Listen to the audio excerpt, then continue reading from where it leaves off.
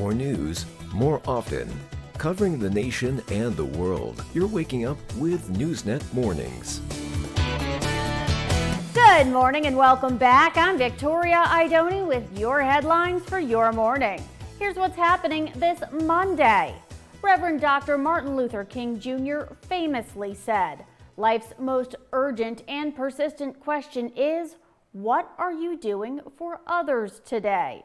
A look at why today isn't just meant to be a day off, it's also meant to be a day on for Americans to give back to our communities. Although depending where you live, those efforts may be best served from home today. A dangerous winter storm is whipping much of the east with significant snowfall, strong thunderstorms, and blustery winds. We've got those stories and more ahead for you, but first. The pilot of the medical helicopter that crashed in a residential area of suburban Philadelphia last week expressed gratitude to everyone involved as he was released from a hospital yesterday. I remember waking up and looking up and seeing a whole company of firefighters looking down at me. And that's a real good feeling. I want to thank those firefighters, and I want to thank all the first responders that showed up that day, and the everyday heroes, the Uber driver and all those folks who were running towards the burning helicopter rather than away from it.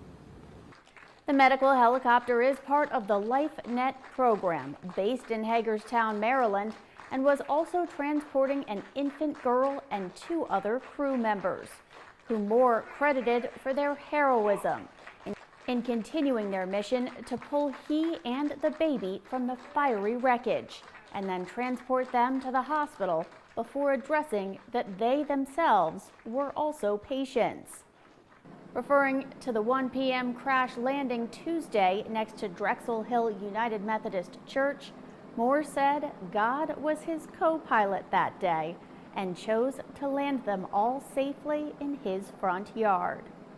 A tornado ripped through a southwest Florida neighborhood over the weekend. Lee County officials said 27 mobile homes were destroyed and 24 were badly damaged by the twister, although miraculously there were no reports of serious injuries.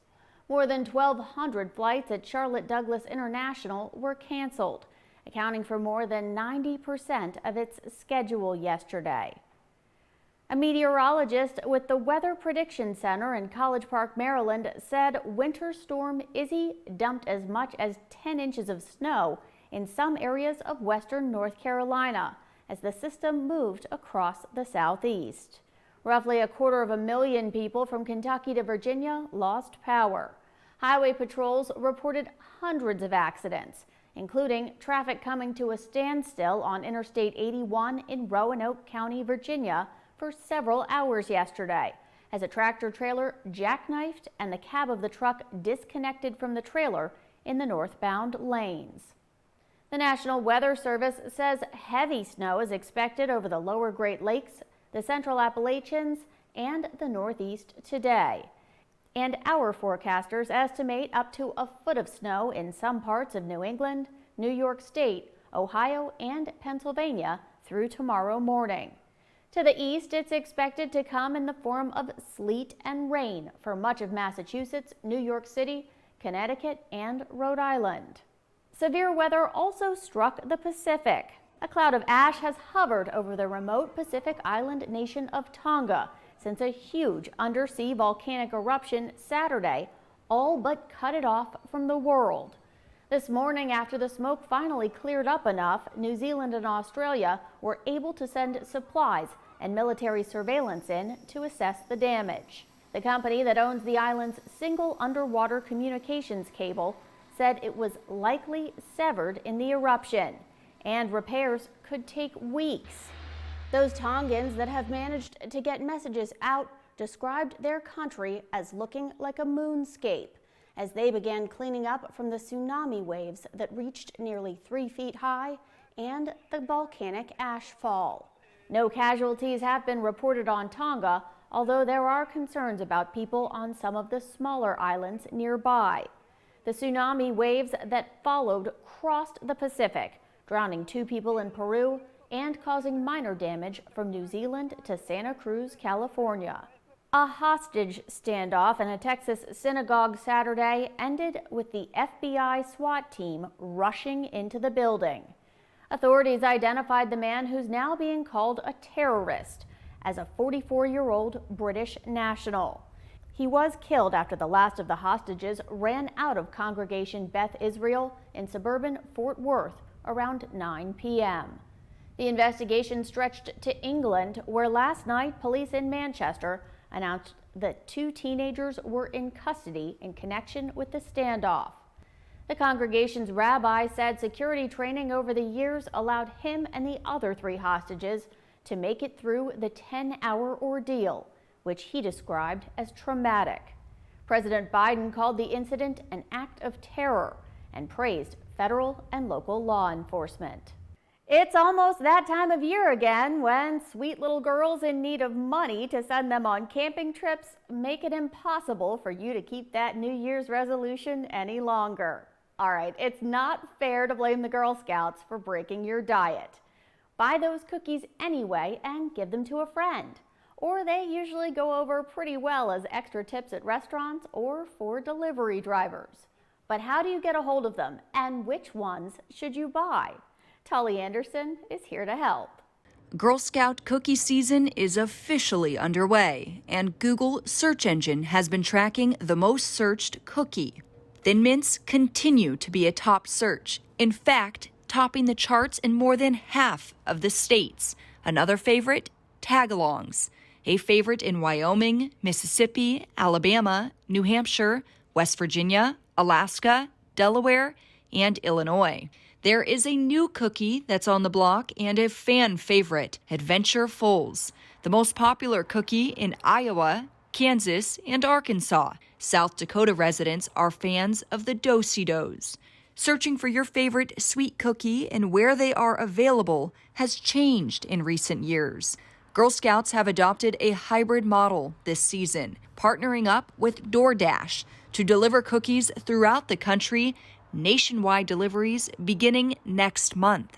And beginning February 18th, you will be able to enter your zip code on www.girlscoutcookies.org to find a booth near you. Or you can make a purchase from a local Girl Scout troop and receive cookies right to your front door.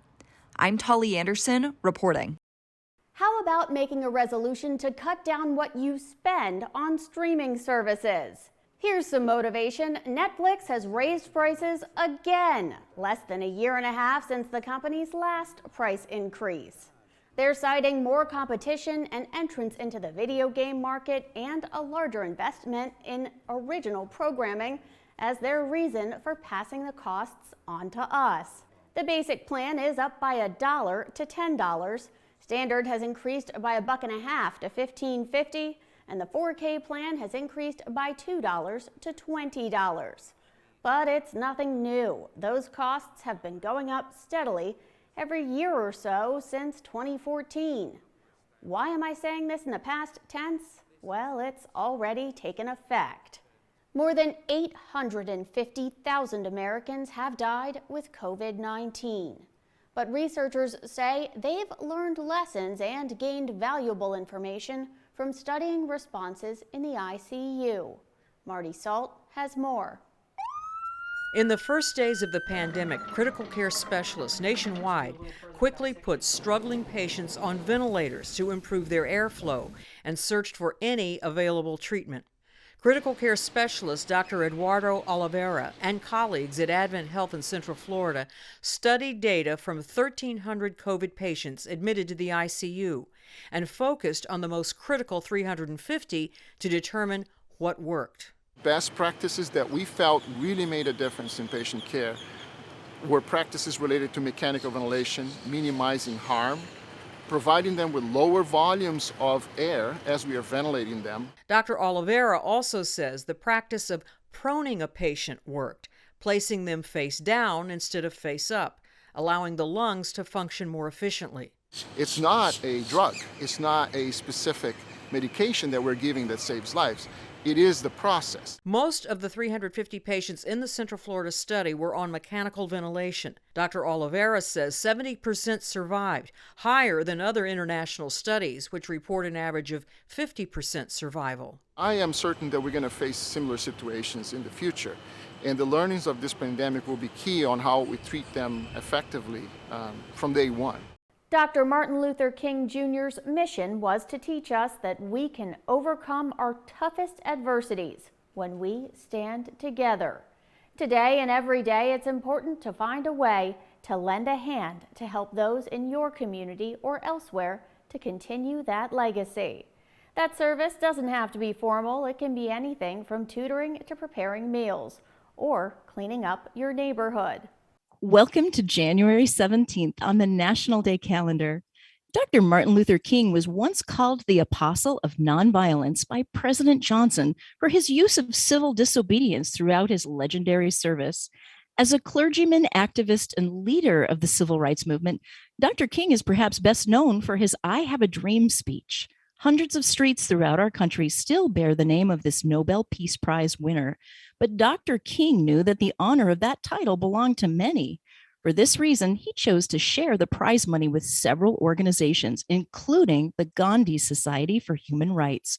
For as he said, we must learn to live together as brothers or perish together as fools. On Martin Luther King Jr. Day, we honor the unifying spirit of a man whose voice still echoes that dream today. I'm Anna DeVere with the National Day calendar. Join us again tomorrow as we celebrate every day. Hey, thanks, Anna. To find out what else you can celebrate today or in the days ahead, head on over to nationaldaycalendar.com. And it's time now for the entertainment report. Let's see how the latest movies did in theaters over the weekend. Hi, I'm Eden Lane, and I've got today's entertainment report. Let's start the week off with the box office numbers. The family-friendly film Sing 2 stayed in the top 3 at the box office this weekend, earning an estimated $8.27 million. The animated sequel is also available on paid video on demand. Dropping from the top spot for the first time, Sony's Spider-Man No Way Home earned an estimated $20.8 million at the North American box office. Now, the Spider-Man installment has surpassed Avengers Infinity War's lifetime total and looks like it may surpass Black Panther on Monday with a total of $703.9 million. That would place Spider-Man No Way Home as the 4th highest-grossing movie domestically of all time. With strong word of mouth and an 85% Rotten Tomatoes audience score, the 5th installment in the Scream franchise topped the box office this weekend and earned an estimated $30.6 million. Well, that's all for the entertainment report today. I'm Eden Lane. Stay with us. We'll have an update on that severe weather along with sports and more coming up. With your latest headlines, I'm Victoria Idoni. Have a marvelous Monday.